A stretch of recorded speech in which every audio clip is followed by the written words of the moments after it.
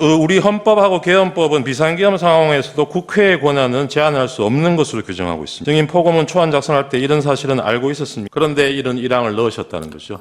그래서 알겠습니다. 국회에 수방사령관 이진우도 피청구인 대통령이 직접 그날 자정경에 전화를 해서 국회 상황 어떤지 물어보고 빨리 본회의장으로 가서 4명이 1명씩 들쳐입고 나오라고 해라. 이렇게 진술을 했어요. 이진우가. 증인은 이 진술이 사실이 아닐 거라고 생각하시는 거죠? 예, 저는 이해할 수 없습니다. 왜냐하면 피청구인이 이런 지시를 안 했는데 증인의 부하들이 군통수권자인 대통령의 지시를 두고 거짓말을 할 이유가 뭘까요? 글쎄, 그거는 저도 이해가지 않습니다. 알겠습니다. 증인이 포고령 초안 증인이 작성하셨다 그랬지 않습니까? 그죠? 네. 예. 그런데 피청구인 지시로 야간 통행 금지 부분을 삭제했다고 하셨죠? 예, 예. 피청구인이 포고령에서 나머지 부분 수정한 부분은 없습니까? 예, 없습니다. 예. 갑 35호증 중에 28쪽입니다. 79년 포고문, 2017년 포고문 제시하겠습니다. 아까 그 참조하셨다는 2017년 개헌 문건에 들어있는 겁니다.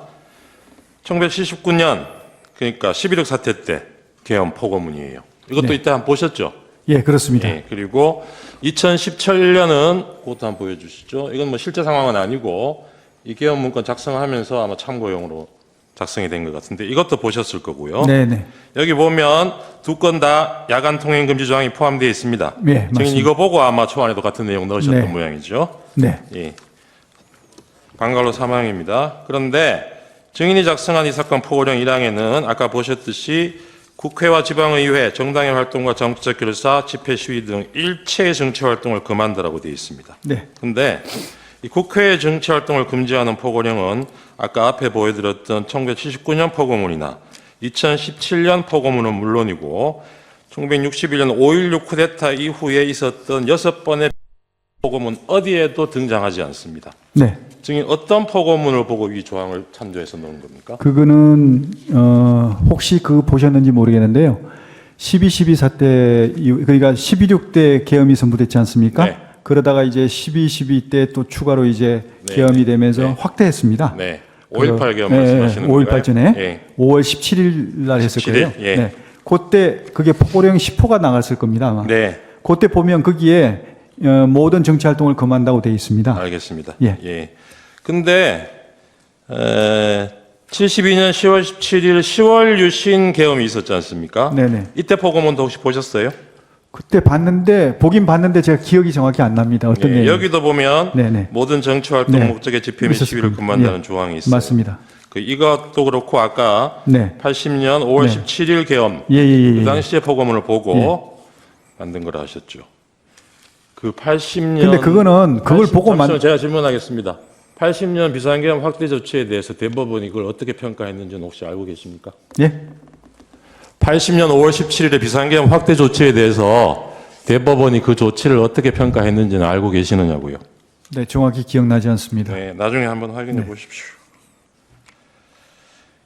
우리 헌법하고 개헌법은 비상계엄 상황에서도 국회의 권한은 제한할 수 없는 것으로 규정하고 있습니다. 증인 포고문 초안 작성할 때 이런 사실은 알고 있었습니까? 국회 뭐라고? 계엄하더라도 국회의 권한은 제한할 수 없는 것으로 규정하고 알고 있었어요? 네. 그런데 이런 일항을 넣으셨다는 거죠.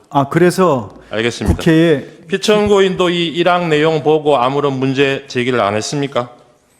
대통령도. 네, 네. 그 특별한 언급은 없으셨습니다. 국회가 계엄 해제 요구 의결을 하는 게 정치 활동입니까? 아닙니까? 그거는 뭐 정치 활동이 아니라고 생각합니다. 아, 그렇습니까? 예. 네, 방가로 7번입니다. 갑 35증 계엄 문건 3쪽 제시하겠습니다. 43쪽 제시하겠습니다. 이게 역시 그 같은 문건에 등장하는 건데요. 국회에 의한 계엄 해제 시도시 조치 사항 이런 걸 검토를 했었습니다. 2017년 계엄 문건에 그 방법으로 정치 활동을 금지하는 포고령을 선포하고 위반 시 현행범으로 체포하는 방안을 제시하고 있습니다. 국회의 계엄 해제 의결 시도를 저지하는 방안으로. 혹시 이 내용도 참고하셨습니까? 이 내용은 참고한 게 아니라 있는 거는 확인했는데 이거는 뭐 가치가 없는 것 같아서 별로 그렇게 중요하게 생각지 않았습니다. 알겠습니다. 실제로 국회 출입을 통제하는 그 시간대를 보면 경찰에서는 포고령 선포되기 전에는 일시 국회 출입을 허용했다가 선포 이후에 다시 국회 출입을 전면 통지했습니다. 이 조항, 그러니까 포고령의 이 조항은 국회의원이 계엄해제 의결을 위해서 국회 청사내로 들어가는 것을 막기 위해서 넣은 거 아닙니까? 그렇지 않습니다. 그렇게 했다면 본청에 들어오시는 의원님들은 아무도 제재를 안 받았는데 네. 그럼 왜 그렇게 했습니까? 알겠습니다. 9항입니다. 이 사건 포고령 5항에 보면 전공의 등 의료인을 대상으로 본업에 복귀할 것을 명하고 위반 시 처단한다 이렇게 규정하고 있습니다. 기억나시죠? 네. 이 조항도 증인이 초안에 포함시킨 것입니까? 맞습니다. 의료인과 같은 특정 직업군에 대한 언급이 계엄사 포고문에 등장하는 것도 이 사건 포고령이 처음인 걸로 보입니다. 이걸 어떻게 이런 걸 넣으셨어요? 당시에 그 파업이 장기화되면서 의료 시스템 붕괴로 인해 가지고 국민의 건강과 안전이 굉장히 위협을 받고 있었습니다. 알겠습니다. 그래서 피청구인이 초안에 없던 업무 복귀를 예, 내린 피청구인이 것입니다. 초안에 없던 걸 넣으라고 한 게 아니고 초안 처음부터 증인이 넣었던 내용이라는 말씀인가요? 들어있던 내용이라는 건가요? 그렇습니다. 예, 알겠습니다. 복귀 명령을 내린 겁니다. 네, 네. 10항입니다. 갑 34호증의 6 피청구인의 페이스북 게시글 6쪽입니다. 2차 탄핵 표결을 앞둔 12월 12일 날 대국민 담화에서 피청구인이 계엄 선포 이후로 부정선거를 언급하고 있는 글이 올라온 적이 있습니다. 혹시 이걸 보신 적 있습니까? 처음 봤습니다. 네. 그 다음에 1월 15일 피청구인 페이스북에 자신의 이름으로 올린 글에서 부정선거 증거가 너무 많다. 선거소송 투표한 검표에서 엄청난 가짜 투표지가 발견되었다. 이렇게 얘기한 적이 있는데 이거 내용 혹시 보셨습니까? 예. 보셨습니까? 어떤 걸 지금 여기서 지금 보고 있습니다. 아니요. 이 시점에. 이 시점에는 예. 못 봤습니다. 예, 그 뒤에도 이 페북 글을 실제로 보신 적은 없으시죠, 그러면? 제가 볼 아마 여건이 안 됐을 겁니다. 네, 네. 알겠습니다. 평소에도 부정선거 얘기를 많이 하셨나요? 피청구인이? 부정선거에 대해서는 관심을 많이 가지신 게 그중에 잠깐만 좀 말씀드리겠습니다. 아니 잠시만요. 제가 부정선거 증거가 너무 많다. 이런 얘기도 하신 적이 있습니까? 예, 왜냐하면 그러면 실제로 이 사건 탄핵 청구 답변서에도 피청구인 측에서는 부정선거를 비상계엄 선포의 중요한 이유로 들고는 있습니다. 그런 것 같으면 계엄 선포 대국민 담화에서는 그 얘기가 왜 한마디도 없었죠? 왜 그러냐면요. 부정선거와 관련한 것은 의혹이 굉장히 많고 방금 우리 변호사님 말씀하신 대로 청구인 말씀하신 대로 의혹이 굉장히 국민적 의혹이 많고 여기서는 부정선거의 증거가 너무나 많다. 이렇게 정보도 많죠. 많지만 아직까지 그것이 확인된 게 없습니다. 그래서 이것을 공식적으로 부정선거가 많다 이렇게 얘기할 수가 없기 때문에 알겠습니다. 담화문에는 안 넣었지만 네. 이런 어떤 국민적인 알겠습니다. 의혹을 해소하려면 반드시 실체 확인이 필요하다. 18항으로 그래서 넘어가겠습니다. 실제로 투입이 된 겁니다. 그날 계엄 선포하던 저녁에 7시 20분경에 종로구 삼청동에 있는 대통령 안가에서 대통령, 피청구 그러니까 증인, 조지호 경찰청장, 김봉식 서울청장 이렇게 만난 적이 있죠. 네. 이 자리에서 피청구인이 조지호와 김봉식에게 종북 좌파 세력 때문에 나라가 상당히 혼란스럽다. 오늘 밤 10시에 비상계엄 선포한다. 해야겠다. 계엄이 선포되면 계엄군이 국회 여러 장소에 출동할 것이니 경찰이 나가서 국회 통제 잘해달라. 이런 얘기 하셨죠. 뭐 정확한 표현은 기억 안 납니다만 네. 하여튼 뭐 증인 이 자리에서 김봉식, 조지호한테 아까 그런 A4 용지 한 장씩 나눠주셨다는 거죠. 예, 그렇습니다. 여기에 보면 뭐 2200 국회 2300 민주당사 이런 내용으로 적혀 있다 그래요. 네. 앞에 숫자는 시간을 얘기하는 거겠죠? 아마 그럴 겁니다. 네. 여기에 뒤에 장소가 민주당사, 선거관리위원회, 국회, 방송사 MBC, 여론조사 꽃 적어서 주신 거 맞습니까? 아마 기억을 정확히 못하겠나 하여튼 그런 부분이 들어가 있습니다. 네. 꽃하고 뭐 이런 게 서울청장 거하고 경찰청장 거 문건 중에 혹시 다른 내용이 있습니까? 동일합니까? 동일합니다. 예. 24항으로 넘어가겠습니다. 상당수 계엄군이 실제로 계엄 선포하기 전에 이미 출동할 대상 건물 주변에 이동해 있었던 것으로 보이는데 이건 증인이 그렇게 명령했기 때문인 네, 거죠? 그렇습니다. 네. 알겠습니다. 26항으로 넘어가겠습니다. 증인 11시 50분 당일 밤에 23시 50분에게 곽종근에게 707 특수임무단 병력 추가로 국회에 투입하라고 지시하신 적 있죠? 네, 그때 이제 병력이 지금 본청에 들어가 있는 병력이 너무 적은 것 같아서 추가 알겠습니다. 가능하냐 그랬더니 예. 707 인원이 좀 예. 남아 있다. 그래서 그러면 정원이 가능하면 그 알겠습니다. 투입하라. 그래서 아까 얘기한 180명이 들어온 겁니다. 네, 27항입니다. 네. 한 30분 뒤에 박정근한테 다시 전화해서 국회의원이 150명이 안 되도록 막아라. 빨리 의사당 문 열고 안으로 들어가서 안에 있는 국회의원들 데리고 나와라. 이렇게 제시하신 적이 있죠. 그건 불가능한 일입니다. 알겠습니다. 증인 아까 국회의원 국회에 들어가는 걸 통제하라고 못 들어가게 하라고 지시하신 적이 증인도 없고 피청구인도 없고 이렇게 말씀하셨어요. 네. 아까 증인은 그 국무회의 하다가 10시 반 되니까 그 합참 전투통제실로 옮겨서 예. 지휘관회의 주재를 하시고 거기서 그러면 대통령 국민 담화하는 거는 TV로 보셨겠네요. 그렇습니다. 그 뒤로도 국회 앞 상황 같은 거 TV 화면으로 계속 보셨죠? 보고 계셨죠? 그때는 초기 상황에서 네. 제가 조치할 게 좀 많아가지고 네. 화상회의도 해야 되고 네, 네, 네. 또 화상회의는 언제 끝났습니까? 화상회의는 글쎄 시작하고 그 길게 하진 않았습니다. 한 10분 내외로 아, 한 것 그렇습니까? 같습니다. 그러면 그 뒤에 국회 상황이 어떻게 되는지 뭐 그러고 계속 나서 또 지켜보고 뭐- 계셨을 것 같은데. 그러고 나서 또 저기 계엄사령관한테 뭐 시행 알겠습니다. 보고문 하고 뭐 이렇게 네. 하다 보니까 또 그때 방송에 국회 그냥 생중계로 계속 비춰주면서 못 들어가는 국회의원이 있고 담을 넘어가는 국회의원도 있고 그 장면이 계속 나왔어요. 아, 네. 그거 보셨으면은 네. 이거 나나 피청구인이 지시한 내용하고 다르다. 다시 지시를 하셨어야죠. 그러니까 제가 초기에는 업무 이렇게 지시하고 뭐 정리하느라고 그걸 못 TV를 보셨다는 예, 말씀입니까? 그렇습니다. 알겠습니다.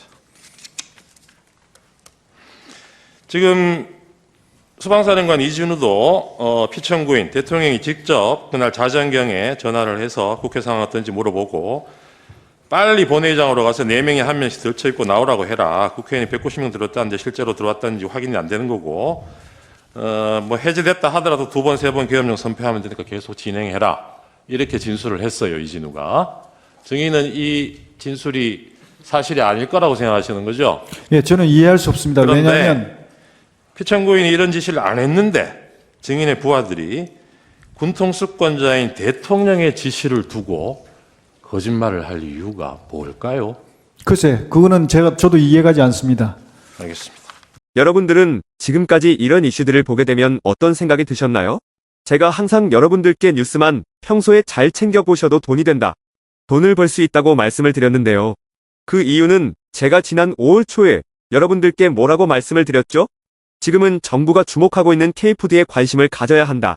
뉴스만 보고 끝내지 마시고 투자 쪽으로 한번 생각해 보셔야 한다. 라고 말씀을 드렸습니다. 그리고 나서 이런 썸네일들을 뉴스를 통해서 많이 보셨을 텐데요. 이렇게 정부가 정책으로 밀어주는 산업이 이슈가 됐을 때 정보에 민감한 부자들은 어떻게 생각할까요? K푸드 관련주는 뭐가 있는지, 어떤 종목이 나에게 돈을 벌어다 줄 수 있는지를 생각한다고 말씀을 드렸죠?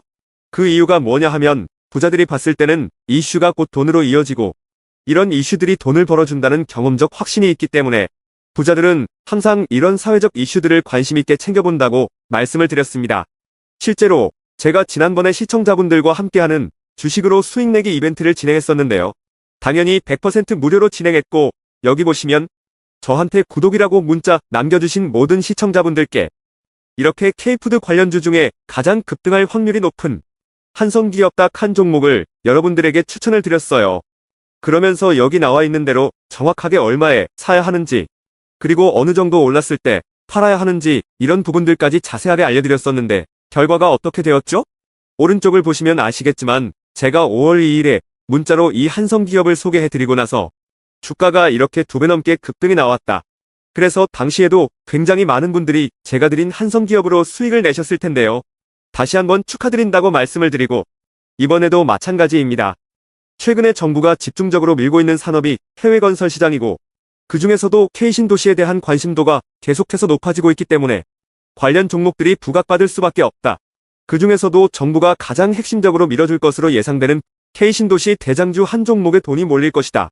당연히 우리가 이쪽으로 생각해야 한다는 겁니다. 그래서 이번에도 지난번과 똑같이 저에게 신청이라고 문자 보내주시면 정부가 강력하게 추진할 것으로 예상되는 K신도시 정책주 중에 앞으로 대장주 역할을 하면서 주가가 가장 크게 급등할 한 종목을 구독자분들에게 문자로 종목명과 사고 파는 시점을 모두 알려드리겠습니다.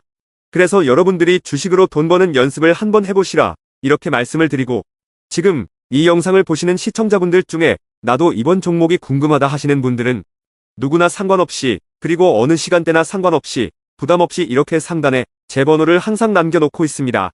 제 번호 010-4406-8870번으로 저에게 지난번처럼 신청이라고 문자 보내주시면 제가 이번에도 똑같이 무료 추천 급등주 문자를 보내드리겠습니다. 이해되시죠?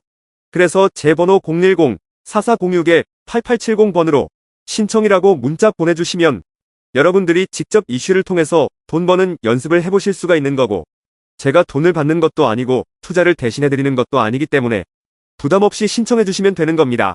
그리고 수익이 나면 저는 다른 것은 바라지 않습니다. 제 채널에 구독, 좋아요 한 번씩만 눌러주시면 감사하겠습니다.